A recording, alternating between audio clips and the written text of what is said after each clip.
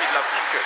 Nous sommes ici devant l'ambassade du Rwanda à Bruxelles où l'opposition rwandaise a organisé une manifestation contre le régime de M. Paul Kagame. Et sans plus tarder, nous allons passer la parole à quelques-uns des manifestants et des organisateurs afin qu'ils nous donnent les tenants et les aboutissants de leur initiative. Monsieur, bonjour. Bonjour. Est-ce que vous pouvez vous présenter pour nos lecteurs? Oui, je m'appelle Joseph Bouquier, je suis chargé de la mobilisation au sein du parti FDI de Mme Victoire Ingabire. Bien, nous sommes ici devant l'ambassade du Rwanda à Bruxelles ce 1er novembre 2013. Est-ce qu'on peut savoir pourquoi vous avez organisé cette manifestation? Oui, nous avons organisé ce sit-in spécial aujourd'hui parce que ça coïncidait avec la lecture du jugement en appel de Mme Victoire Ingabire devant la Cour suprême à Kigali. Est-ce qu'on peut connaître le contenu de ce qui a été lu de cette décision de justice-là?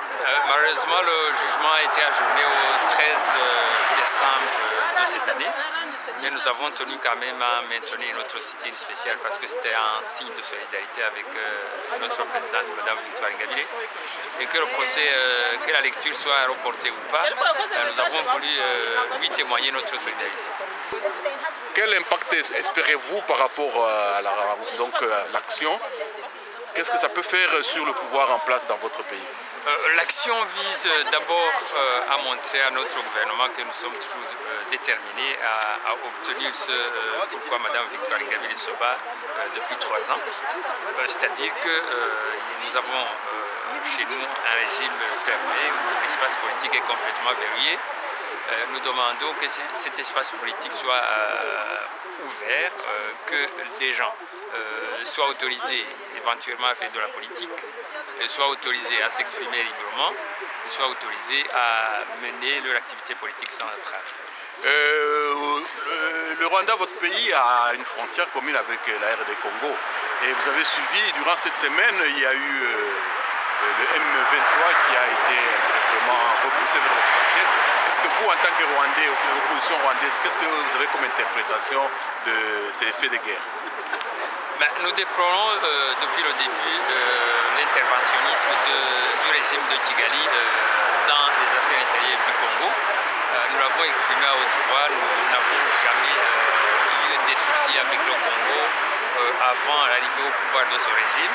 Nous avons toujours entretenu de très bonnes relations. C'est dommage que l'aventurisme du régime du FPR nous ait causé des ennuis avec nos voisins et frères congolais avec qui nous avions des relations très amicales depuis des années. Nous avons suivi bien entendu avec intérêt l'évolution des combats à l'est du Congo.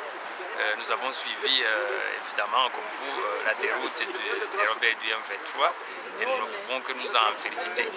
Nous espérons que la situation va continuer à s'améliorer et que le Congo va retrouver finalement la paix qu'il avait dans. Et un dernier mot? Le dernier mot, c'est que nous souhaitons que la tâche que ces activités des rebelles du M23 et bien avant du RCD est causée entre les peuples rwandais et congolais, nous espérons que ça puisse s'estomper et qu'on puisse retrouver les relations d'antan. Nous soulignons à l'intention du peuple congolais que nous n'avons jamais nourri d'hostilité envers le peuple congolais en tant que peuple congolais et que tout ce qui se passe est l'œuvre d'un régime aux abois qui est là à Kigali. Bien, messieurs, nous vous remercions. Merci.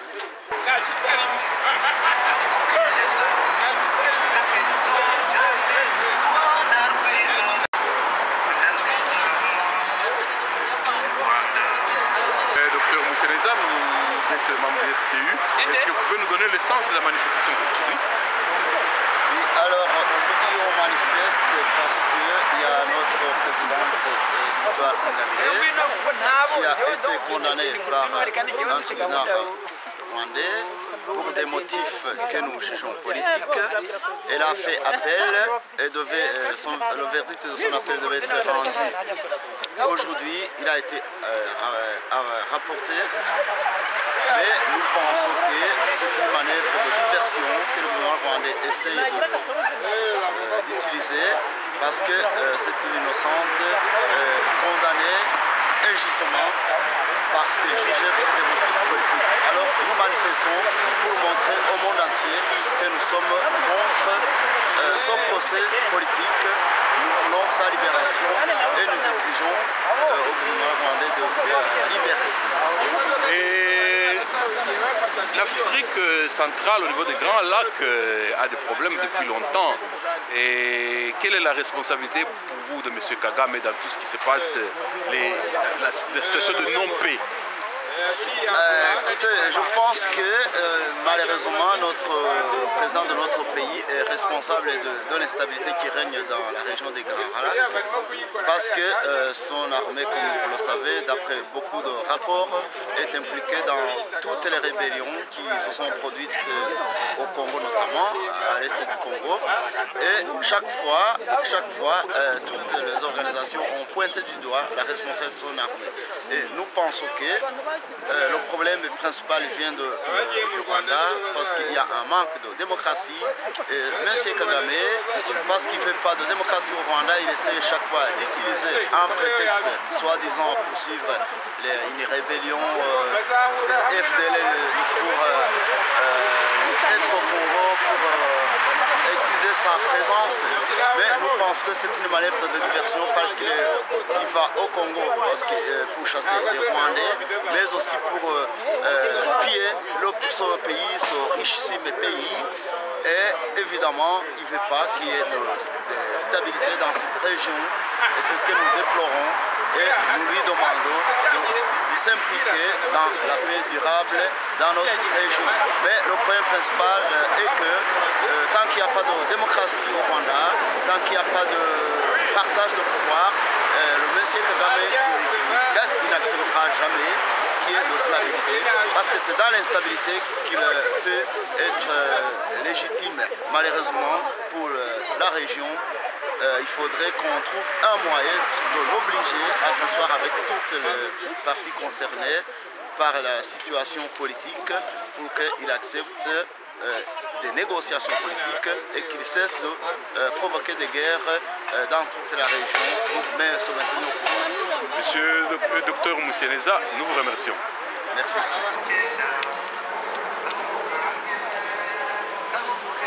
Madame Madeleine Bitsamoupaka, nous sommes devant l'ambassade du Rwanda ici à Bruxelles. Et qu'est-ce qui vous a motivé à organiser cette manifestation? Eh bien, merci de me poser la question. Comme tu le vois, on est nombreux ici. On est venu pour manifester notre soutien à la présidente de notre parti, Mme Victoire Ingabire. Et comme aujourd'hui, le prononcé de son procès devait être mis à jour, mais comme d'habitude, ça a été reporté pour une raison inexpliquée. Et donc, comme vous avez suivi le processus, même au niveau de l'instance précédente, vous êtes venus souvent ici parce que dans les mêmes manifestations, parce qu'à ce stade-là aussi, on reportait, et maintenant c'est la même chose au niveau de la Cour suprême. Et bien voilà, donc ça a été reporté maintenant au 13 décembre de cette année. Mais on ne s'attend pas à ce que ce jour-là aussi le prononcé soit là, parce que c'est quelque chose qu'on fait de façon capricieuse, non expliquée. Et donc c'était vraiment une manifestation de soutien pour que Mme Ingabire continue toujours à se dire qu'il y a des gens derrière elle qui n'abandonneront jamais, quelles que soient les difficultés dans lesquelles on veut les faire tomber. Voilà. Madame Bitsamoupaka, vous avez suivi l'évolution politique à l'Est avec l'évolution militaire, plutôt avec la déconfiture du M23. Quelle est votre lecture? C'est une très bonne chose. Les Rwandais de l'opposition ont accueilli ça avec beaucoup de joie et beaucoup d'optimisme. C'est quelque chose qui donne espoir parce que pendant tant d'années, la population de l'Est du Congo avait souffert de ces différentes rébellions, AFDL, RCD, CNDP, M23, on attendait maintenant M28. Ben voilà, et maintenant c'est la fin. C'est la fin, ils ont été battus. Et comme vous avez vu, en fait, ça saute aux yeux que c'est le président Kagame qui a envoyé son armée pour combattre. Et une fois que maintenant ce n'était plus possible, parce que la ministre est là, parce que la brigade est là, parce que le contrôle est plus solide, les gens ne savaient plus rentrer, ils ont couru comme des délinquants et qu'on a poursuivi sans même combattre. Vraiment une lâcheté comme on ne s'est jamais vu. Vraiment, c'est une joie totale de voir ces populations meurtries, mais cette fois-ci en liesse, en train d'accueillir leur armée. C'est quelque chose que les Congolais, vous devez comprendre que c'est le moment ou jamais de reconstruire votre armée et d'aller derrière et de renaître. Voilà, c'est ça. Madame Bichampoka, nous vous remercions. Ok, merci.